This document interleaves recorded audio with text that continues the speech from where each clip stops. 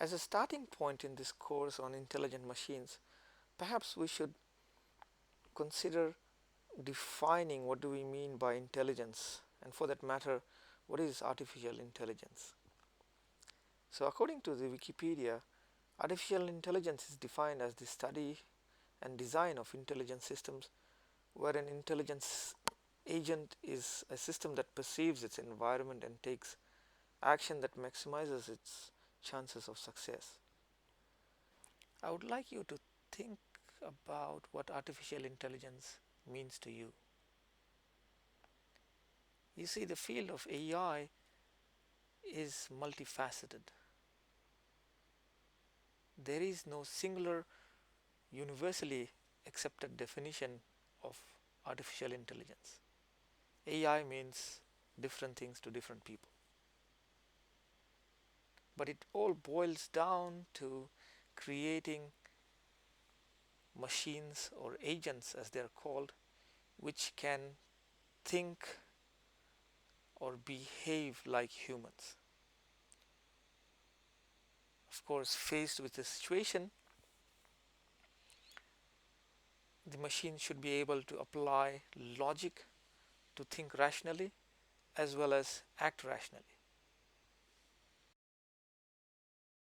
Would you consider ants to be intelligent?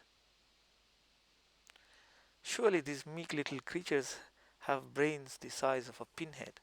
So individually they can't achieve much, but collectively they can move mountains. You see, when ants forage for food, when they find a food source, on their way back they leave a trail of pheromones which signals the other ants about the presence of the food, and in this way they are collectively able to bring food from different sources back to their nest. In fact, the behavior of ant has been captured in an algorithm called the ant colony optimization, which is used to solve tough optimization problems in the field of science and engineering. Consider an elephant. It has the brain mass equivalent to 5 kg, one of the largest brain masses of animals, land dwelling animals. And in fact, within its brain, it has around 300 billion neurons, which is similar to what we have in human brain. Elephants are capable of exhibiting grief, learning, mimicry, use of tools, self-awareness, and communication. So they're pretty smart creatures. But they can't play chess. Does that make them any less intelligent? Certainly not. If you think about what is common across these intelligent beings, you will find that these agents are able to perceive the environment and think and act rationally in a manner that they get better at doing whatever they do over a period of time by learning from their experiences.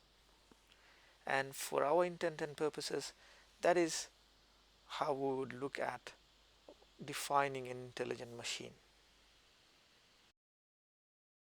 Say you have developed an intelligent machine. How do we test that it's truly intelligent? Well, in 1950, Alan Turing came up with the notion of the Turing Test just for this purpose. The way this test works is you have a wall which separates a human interrogator on one side, and on the other side we have a human and the AI system. The interrogator types questions, which is simultaneously shown to both the human and the AI system, and the human and AI system are expected to respond to the questions posed by the human interrogator. The idea here is, if the AI system is able to convince the interrogator that it is the human, then the AI system is said to have passed the test. Hmm. Do you think the Turing test is a good example of determining the intelligence in machines? What do you think would be required of such an AI system to pass the Turing's test?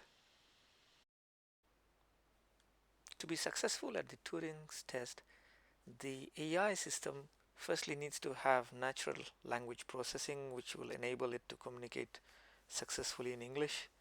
It needs to have knowledge representation to store what it knows or hears. It needs automated reasoning to use the stored information to answer questions and to draw new conclusions. And in addition to that, it needs machine learning to be able to adapt to new circumstances and to detect and extrapolate patterns. Of course, in an extended version of Turing's test, where the interrogator would like to check the physical simulation of a person, the interrogator is allowed to pass objects through a hatch, and the AI system is expected to manipulate the object. So in this case, the AI system also needs computer vision to perceive the objects, as well as robotics to move the objects about. Now, if you were to write a computer program that takes in Chinese characters as input and it produces other Chinese characters as output, and if this program is good enough to convince a Chinese speaker that it knows Chinese and it's able to pass the Turing test, does it mean that the machine literally understands Chinese, or is it merely simulating the ability to understand Chinese? Well, this is precisely the question John Searle asked in 1970 when he proposed the Chinese room thought experiment. So here you see there's a person sitting inside, locked in a room. This person has no understanding of the Chinese language. Through one opening, the person receives an input card, and he consults a rule book to select the most suitable output and passes it out of the room.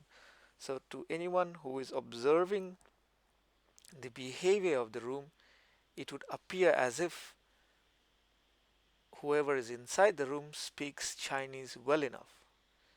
But in reality, that's not the case. Let's look at some examples of intelligent machines around us. In 1997, IBM's Deep Blue became the first machine to beat world-reigning chess champion Garry Kasparov. Deep Blue was capable of evaluating 200 million positions per second. This allowed it to search to depths of at least 6 or more moves. Now, some critics argue that even though Deep Blue was able to win the chess championship, it is not really intelligent. Of course, whether or not Deep Blue is intelligent comes down to your definition of what is intelligence. For our case, we are interested in intelligent machines which are capable of learning through experience and getting better at generalizing the concepts that they learn. Self-driving cars are increasingly becoming common on our roads. They use various sensing techniques like radar, odometry, computer vision, and GPS to sense the location on the road. It takes hours of learning through driving experience to be able to navigate and avoid obstacles on the roads.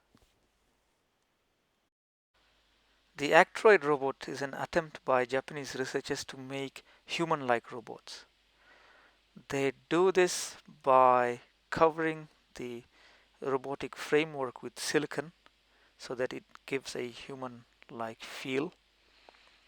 And underneath the silicon surface are air actuators. So they make movements like twitching of the eye or the smile more human-like. The robot also has speech recognition capability that allows it to engage in conversation with a human. Intelligent machines can take different form factors. Software robots can learn the preference of the users and make suitable product recommendation. So suppose you visit Amazon or Netflix for the first time, the site really does not know about you, but as you start buying or renting products and providing reviews, the software is able to learn your preferences and group you with like-minded people, and using that information it's able to provide you with recommendations that you are more likely to follow. Yet another example of an intelligent software bot is the Google's page ranking algorithm, which organizes the search results in a meaningful way. Google claims to use pigeons, but of course that was their April Fool's joke. In reality, the importance of a page is given by the not only the number of links that are pointed by other pages, but also the quality of these links, the weight of these links. So here we see that C has a higher ranking with just a single link compared to E, which has several smaller links.